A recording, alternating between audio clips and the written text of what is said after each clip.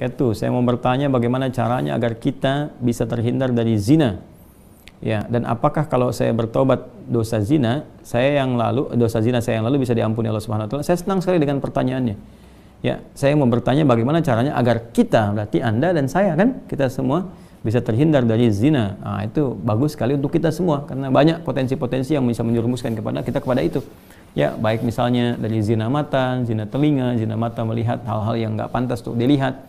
Ya, kebiasaan-kebiasaan yang buruk, kemudian zina telinga mendengar kalimat-kalimat yang kotor yang mengarahkan pada hasrat seksual pada tempat yang tidak benar, ya, dan perbuatan-perbuatan yang juga sekarang banyak sekali perangkat-perangkatnya. Semoga Allah hindarkan kita dari itu.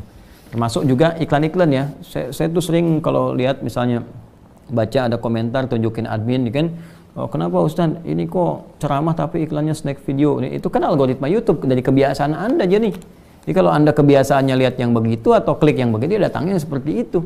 Tapi kalau Anda kliknya misalnya yang baik-baik ya, atau iklannya muncul ketika ada, itu kan dari kebiasaan Anda buka kan, itu algoritmanya tersusun dengan kebiasaan kita buka laman apa dan sebagainya. Jadi Anda sendiri sebetulnya yang mengkreasikan itu. Jadi mengkoreksi untuk membuka sesuatu itu yang benar sehingga nggak datang iklan-iklan yang nggak diharapkan gitu kan. Baik. Lalu apakah kalau ada ini si fulan atau fulan yang bertobat dosa zina yang lalu bisa diampuni? Insya Allah. Bahkan jelas ayatnya. Quran surah ke-39, ya, Az-Zumar ayat 53. Dan ini kan turun ketika ada seorang ingin bertobat dari dosanya. Ya, dan ini dosa besar gitu kan. Bahkan ada ayat menyebutkan dari zina. Ya, apa yang disampaikan Allah di sini? Qul ya ibadiyalladzina asrafu ala anfusihim la taqnatu mir rahmatillah. Ya, innallaha yaghfiru dzunuba jami'a. Ya, wahai hamba-hambaku, masih disebut hamba, dianggap hamba, diaku hamba oleh Allah Subhanahu wa taala. Ya, kata Allah, "Hei hamba-hambaku, katakan Muhammad SAW kepada hamba-hambaku yang israf berlebihan." Jadi israf itu udah standar tertinggi dalam dosa. Ya, jadi ada khata, nanti ada afu pasangannya, ada dzambun, ada ghafir pasangannya. Ghafir Quran surah ke-40 misalnya ayat 3, ghafiriz dzambi wa qabilit taubi. Kemudian ada naik lagi dzunubun, ada ghafar pasangannya seperti surat Nuh ayat 10, faqultu astaghfiru rabbakum innahu kana ghaffar. Ada ghafur. Kalau naik lagi dzunubun ma'adzulmi, jadi khata'un, dzambun, dzunubun ma'adzulmi pasangannya ghafur, kemudian israf pasangannya rahim. Ya, israf pasangannya apa? Rahim. Makanya disatukan di Al-Baqarah ayat 286 kan? Rabbana la tu'akhidna in nasina aw akhtana khata'. Rabbana wa la tahmil 'alaina isran kama hamaltahu 'alal ladzina min qablina. Itu dzambun dan dzunubun ma'adzulmi. Rabbana wa la tuhammilna ma la taqata lana bih, seperti israf. Wa'fu 'anna al-'afu waghfir lana, ghafir, ghaffar dan ghafur, warhamna rahim. Nah, tingkat tertinggi ini dosa-dosa besar seperti zina kan dosa besar. Yang membunuh dosa besar. Maka kata Allah, "Qul ya ibadiyalladzina asrafu 'ala anfusihim." Hai hamba-hambaku yang pernah berbuat israf. Mungkin ada sebagian yang pernah zina, pernah membunuh, dosa-dosa besar.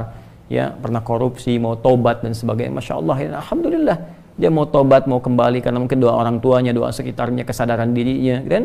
Kemudian la taqnatu min rahmatillah, jangan putus asa dari rahmat Allah Subhanahu wa taala. Innallaha yaghfiru dzunuba jami'a. Allah akan mengampuni dosa-dosa itu seluruhnya sepanjang kamu mau tobat. Sepanjang mau tobat. Makanya Allah itu sangat menyukai orang-orang yang tobat dan berusaha kemudian kita mendekat kepada Allah. Dan Allah pun berikan jalan sampai titik terakhir dia, sampai nyawa di kerongkongan. Kan yang paling viral itu kisah Fir'aun kan? Ya, Fir'aun, Allah menerapkan keadilan, memberikan contoh kepada kita. Ini Fir'aun, se-Fir'aun-Fir'aunnya, ya, yang merasa paling kuasa, hobi bunuh orang dan sebagainya, zalim dia, masih diberikan kesempatan untuk tobat dengan diberikan bimbingan dari dua nabi. Kurang apa coba Musa dengan Harun? Ya, diutus untuk Fir'aun.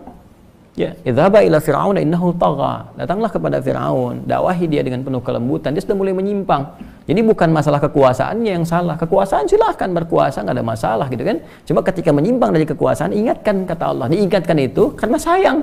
Kalau nggak sayang dibiarin. Ya, oke, kalau ada ulama bisa mengingatkan, ustaz mengingatkan, kita yang keliru dan sebagainya, nggak usah marah. Kan? Nah, kalau kebaikan kita terima dengan cara yang baik dan mengingatkan pula dengan cara yang baik. Karena kalimat Qur'annya faqul lahu qawlan layyina, katakan dengan cara yang lembut. Ya, supaya dengan kelembutan itu la'allahu yatadzakkaru aw yakhsha. Mungkin dengan kelembutan itu dia sadar. Ya, ingat kembali bahwa keliru, dia khawatir, dia takut dengan Allah Subhanahu wa taala. Jadi Firaun pun dapat diberikan petunjuk oleh Allah dengan dua nabi, bayangkan, cuman dianya yang enggak mau. Ya, begitu nyawa ke kerongkongan baru munculkan daya tawar gitu. Itu yang jadi persoalan. Ya, jadi semua punya kesempatan untuk kembali. Makanya saya sering katakan Allah sangat mencintai para pelaku maksiat yang gemar bertobat dibandingkan orang soleh yang tidak pernah merasa salah.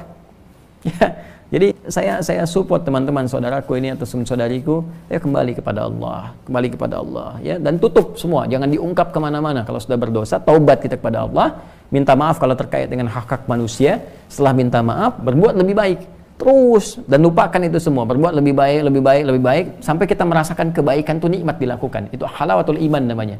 Itu tanda taubat kita diterima oleh Allah Subhanahu wa taala. Tanda taubat itu kan ketika kita menyesali, mengakui, menyesali, kemudian ada rasa nggak enak untuk mengerjakan lagi atau bahkan mendengar, ya ini saya nggak mau dengar, acara-acara gini sudah nggak suka dan sebagainya. Terus berganti jadi kebaikan, nonton yang bagus-bagus, bacaan yang baik, enak sholat dan sebagainya. Itu tanda taubat kita diterima oleh Allah Subhanahu wa taala. Ya, jadi di sini saya kira semua punya kesempatan yang sama untuk menjadi baik, untuk dimuliakan oleh Allah Subhanahu wa taala, dan tidak sungkan kita mendoakan setiap orang termasuk diri kita sendiri. Ya, untuk selalu berusaha ya, konsisten pada nilai-nilai kebaikan.